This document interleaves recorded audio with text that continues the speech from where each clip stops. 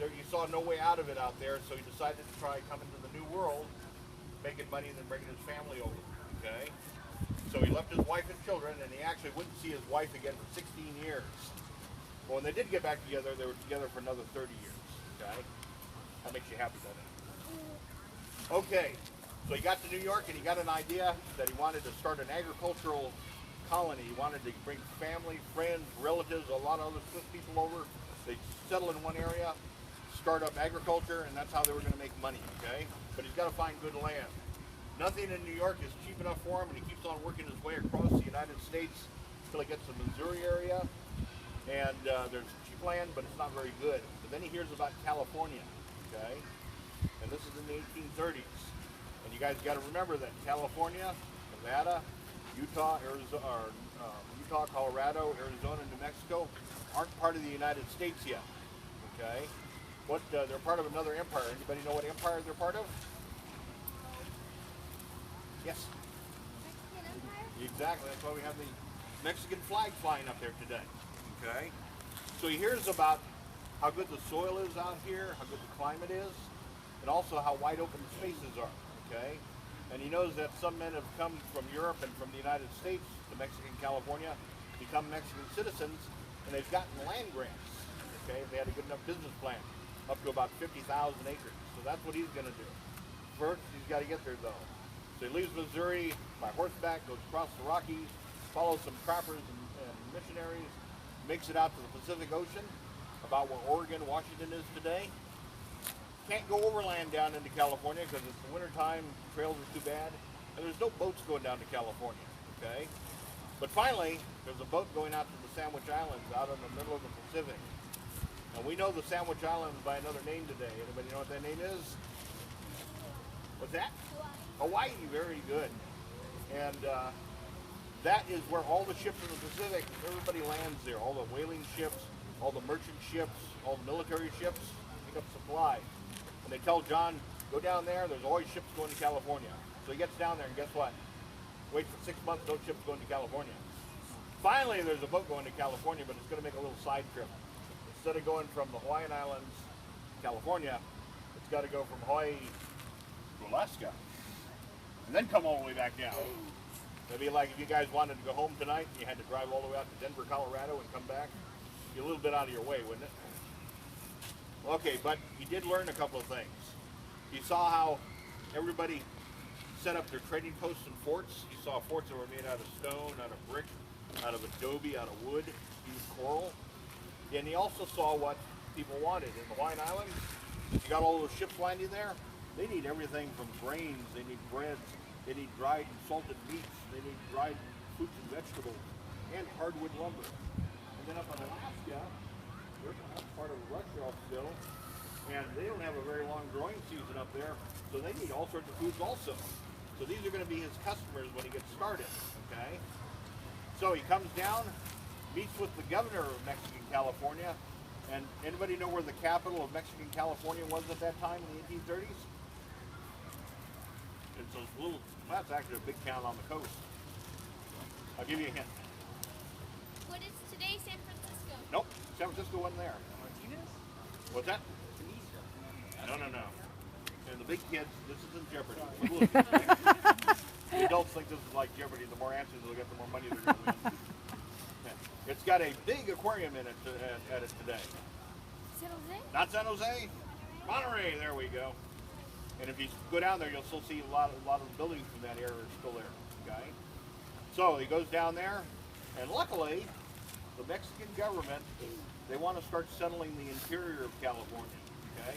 There's no European establishments in here. Everybody's along the coast. So John Sutter decides he'll become a Mexican citizen. He's got to be here for a year, and then he can get a land grant. So he's got to come up, find out where he wants to set his fort. So we're going to reenact that. We need somebody to beat Captain Sutter today. How about you right in the center right there? Yes. Come on up. Hurry up. Get right over here. And your name is? Emerald? Okay. Everyone, this is Captain Johann Emerald Sutter. Everyone say good morning, Captain. Good morning, Captain. Do this really quick. I need you to pick out 5 people. people really quick.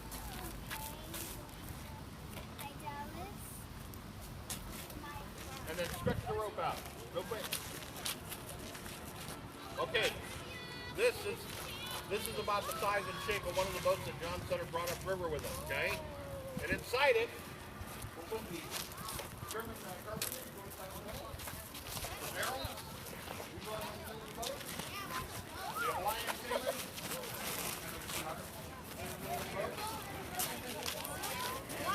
where's the,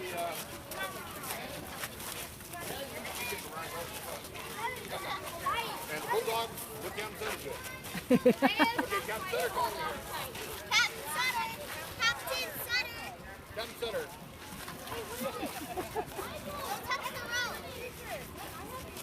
Okay, boys and girls. Okay, listen up. Okay, Captain Sutter. Hey guys, ladies.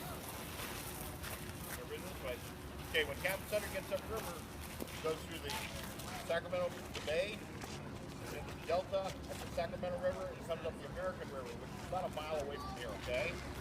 Now when you get here, there's a couple of hundred Native Americans on the shore waiting for you, okay? So they don't attack you. And we think it was because there were so many more Hawaiians with you. They kind of resembled the Native Americans. They were kind of curious as to what was going on, okay? So eventually, you would make treaties with a lot of the groups out here, and a lot of them would actually be your workers.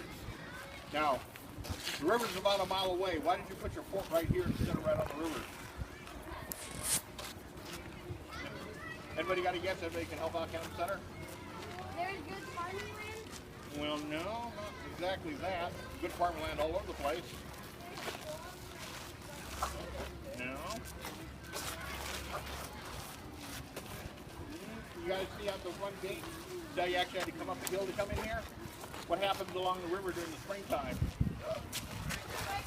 It floods. This is a good spot. It never flooded. Okay? Now, you guys see the big building in the center? Yeah. That's the central building. That's actually one of the first buildings that we started building. And that's actually, as you go around the fort, the only original part of the fort left. Okay? That's about, it's also the oldest building in the Central Valley here. It's 175 years old. Everything else has been rebuilt. Now, John Sutter, when you got here, you needed to start making money. And the economy for the Mexican settlers and that out on the coast was based on the cow. Caesar. And with cows, you need somebody to take care of them. So our next stop is going to be with a vaquero, okay? Mexican cowboy. Those of you that are holding the boat, just set it down on the ground. Captain Sutter and the bulldog, come on over here. Everybody grab your stuff off the benches. Watch out for that barrel there. Okay.